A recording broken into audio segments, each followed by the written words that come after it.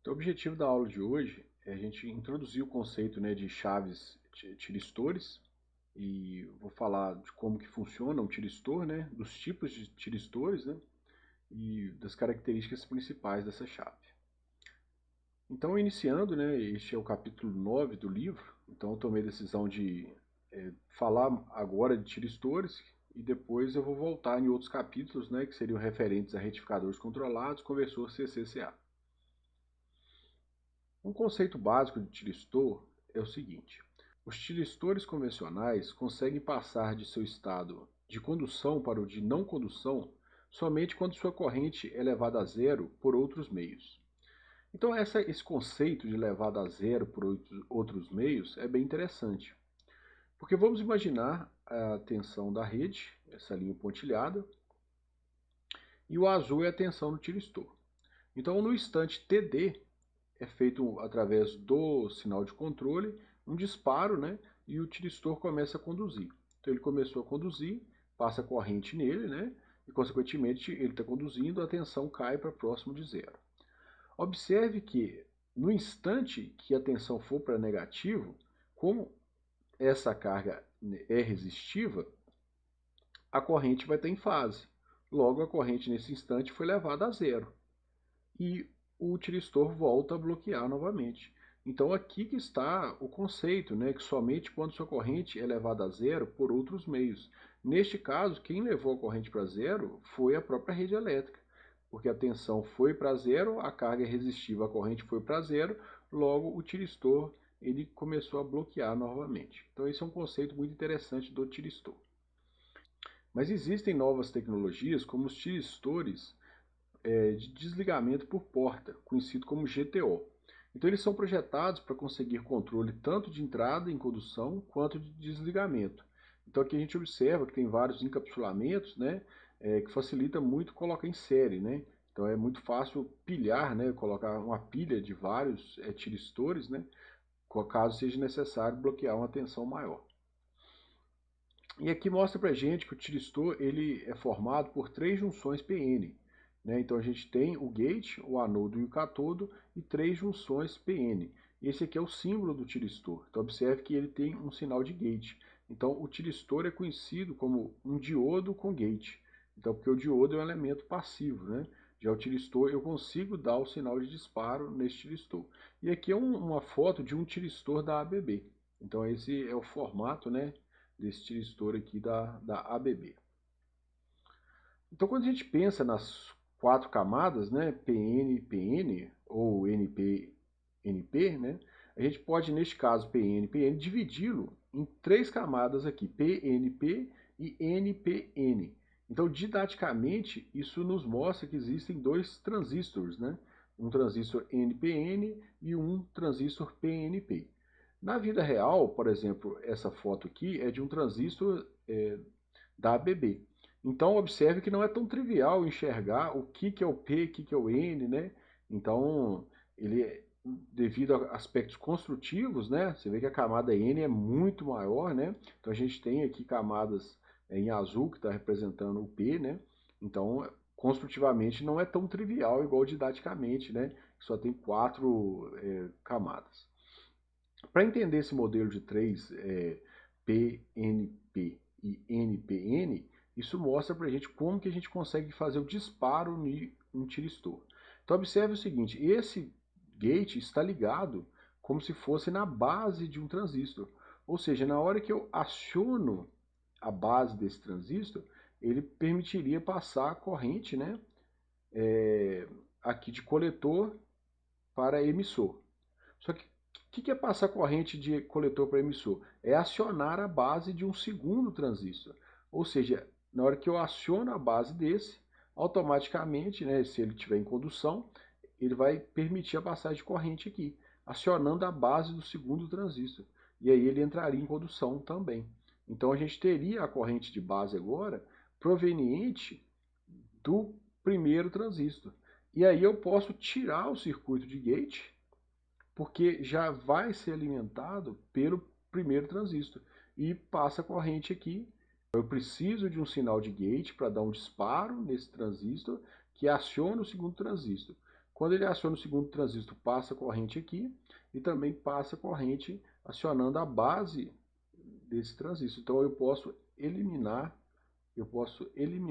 o gate. Aqui mostra para a gente que existem capacitâncias nesse dispositivo. Então a gente tem que sempre olhar no datasheet quais são os valores dessas capacitâncias, porque impacta no tempo de ligar e desligar do tiristor. E aqui mostra para a gente a curva típica de um tiristor. Observe que na região de bloqueio, ele é exatamente igual a um diodo. Então ele é exatamente igual a um diodo. E na região de condução, nós temos algumas características interessantes. A primeira é o seguinte: existe uma tensão de ruptura direta, ou seja, se a tensão subir e passar desse valor, o tiristor entra em condução.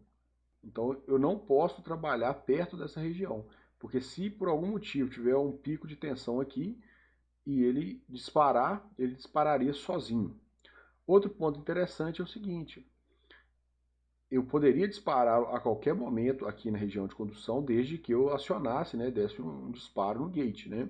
Então, se eu der um disparo no gate, ele vai entrar em condução e vai ter uma queda de tensão muito baixa. Então, ele vai passar uma corrente muito alta, né? Pode passar uma corrente muito alta, com uma queda de tensão direta aqui, né, que é bem baixa, ok? Então, eu também posso acionar um tiristor através de um disparo no gate. Por exemplo, nessa linha pontilhada, caso eu tenha acionado o tiristor. Então, ele acionei, ele vai entrar em condução, e aqui ele me permite passar desde uma corrente de travamento, conhecido como corrente de travamento, até a corrente máxima do dispositivo. Caso, por exemplo, a tensão da rede comece a cair, né, que é uma senoide alternada, e a corrente começar a cair, caso for uma carga resistiva, vai chegar a um ponto que a corrente é menor que essa corrente de travamento. E existe uma corrente mínima chamada corrente de manutenção. Então, se a corrente for menor que a corrente de manutenção, o dispositivo desliga. Então, a gente viu anteriormente que, teoricamente, essa corrente é zero, ou seja, se a corrente for zero, né, o tiristor desliga. Mas, na verdade, não é zero, é maior que zero. Então, se a minha corrente for menor que a corrente de manutenção, né, o tiristor já desliga. Então é muito importante no dispositivo também perceber qual que é a corrente mínima, né, ou qual que é a corrente de manutenção para que o dispositivo permaneça operando. Então, um tiristor nunca queimaria por causa de uma tensão muito alta, porque se a tensão ficar muito alta, ele entra em condução. Então essa é uma característica bem interessante desse dispositivo. As formas de acionamento são as mais diversas. Existem tiristores que o acionamento é através de térmico, né? Então, se começar a esquentar demais, ele dispara. Pode ser por luz, por uma tensão elevada, né? Ou por um DVDT e muito tradicionalmente por corrente de acionamento também. Então, vou dar um pulso de corrente, né, no gate. E a redução da corrente direta para um nível abaixo da corrente de manutenção, IH, né? Então, faz o dispositivo desligar, como comentado anteriormente.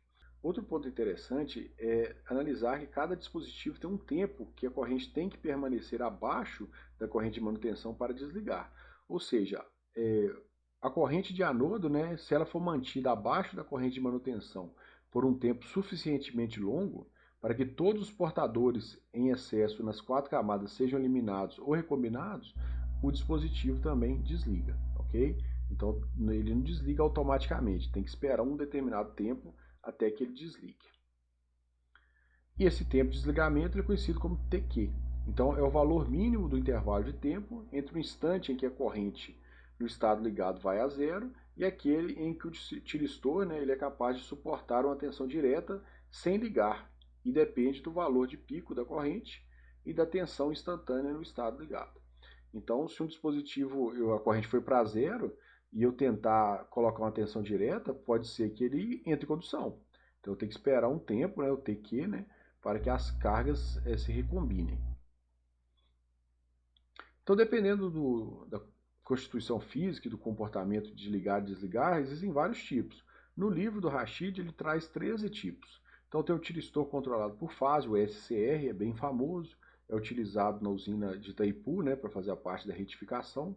Tem tiristor bidirecional controlado por fase, tiristor assimétrico de chaveamento rápido, retificador controlado de silício ativado por luz, tiristor triodos bidirecionais, triax é bem famoso, parte de acionamento de motor, de ventilador, né?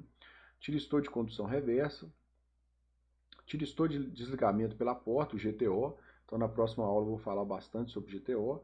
Tiristor controlado por FET, tiristor desligado por MOS, eu também vou falar um pouco mais na próxima aula sobre o MTOS. E o tiristor de desligamento pelo emissor, ETO. Tiristor de comutação por porta integrada, IGCT. Essa é uma tecnologia bem interessante, que é uma patente da ABB. Então eles integraram, né, a porta, né, ao dispositivo. Então você não compra só a chave, você já compra a chave com a porta integrada. Tiristor controlado por MOS e tiristor de indução estática. Então esses são os tiristores que são presentes no livro, né, do Rashid. Quando a gente vai falar dos tipos de tiristores, né, por exemplo, no site da ABB a gente encontra dois tipos principais. Um bidirecional controller thyristor, então um BCT, e um phase control thyristor, PCT. Então, nesse aqui, né, você, como é bidirecional, você pode ligar e desligar, né? Pode ser que seja um GTO, tem que entender qual que seria essa tecnologia, né? E o controle por fase, né? Geralmente você pensa de 0 a 180 graus e você deixaria um disparo, né, em um determinado grau. Então quer disparar em 45 graus ou em 60 graus, né? Vamos falar um pouco mais do SCR, né? Só algumas características, né? Então o controle de porta dele, ele tem uma corrente para ligar, então você tem que dar um pulso de corrente para ligar, e ele é sem controle de desligamento, ou seja, ele desliga quando a corrente no dispositivo vai para zero. Então ele liga com sinal de pulso e desliga com comutação natural. Então essa expressão comutação natural é muito conhecida. Então é quando o dispositivo desliga sozinho por causa que a corrente nele foi para zero. Geralmente é utilizado onde a frequência de chaveamento é até 60 Hz, a queda de tensão no estado ligado baixa, faixa de aplicação 1500 volts, 1000 amperes. Os triacs também são bem conhecidos, né? Ele é um controle de porta, ele precisa de uma corrente para ligar também, e ele é sem controle de desligamento. Liga com sinal de pulso, vantagem de conduzir nos dois sentidos, né? Então tanto semiciclo positivo quanto semiciclo negativo. Desliga com comutação natural. E a frequência de chaveamento 60 Hz, também com a baixa queda de tensão. O TEOS, que é um tiristor de desligamento pela porta, então ele tem o controle para ligar, né, através de uma corrente, e também uma corrente para desligar. Então você consegue fazer com que esse tiristor entre em condução e também entre em bloqueio, tudo no semiciclo positivo. Então no mesmo semiciclo você poderia entrar em condução e fazer o bloqueio, né? Então desliga com um sinal de pulso e desliga com um sinal de pulso negativo. Então ele liga com o sinal de pulso e desliga com o sinal de pulso negativo. Frequência de chaveamento observamos que é bem mais alta, né? Em torno de 5.000 Hz, né? E queda de tensão bem baixa também no estado ligado. Os MOS, né, o tiristor de desligamento por MOS, o MTO, ele controle de porta, ele tem duas portas, então ele tem uma corrente para ligar e uma tensão para desligar. Então como ele tem essa característica MOS, então lembrando que o MOS, né, ele desliga por tensão. O controle, né, ele liga com um sinal de pulso positivo de corrente na porta de acionamento, então ele parece muito com o SCR, né, que é um sinal de pulso de corrente, e desliga com sinal de tensão positiva na porta do MOS. Frequência de chaveamento também até 5 kHz, né, queda de tensão baixa no estado ligado, já a faixa de aplicação de tensão já sobe para 10 kV, né, e a faixa de corrente para 4 kA. Então, um dispositivo bem suporta, né, uma tensão bem alta. Vou mostrar agora como que a gente pode obter mais informações no site dos fabricantes, né? Então, pegando no site da Semicron primeiro. Então, aqui no site da Semicron, a gente pode ir em produtos, né? Produtos, podemos ir por classe de produtos. E aí a gente pode analisar aqui os tiristores.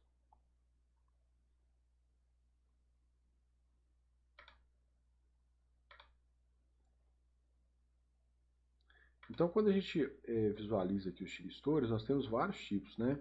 SKT, então SK160. Então são vários encapsulamentos, né? Aqui todos são com chicote, né? Então você pode, por exemplo, visualizar o datasheet desse dispositivo. Então aqui você vê todas as características desse dispositivo, né? Então é uma linha de tiristor. Aqui podemos observar várias condições, né, de operação. com a corrente que ele suporta, né? Então aqui no site da Semicron a gente vai observar, tem muita coisa, pode filtrar por corrente, né? Então é um site bem interessante, né, para obter informações.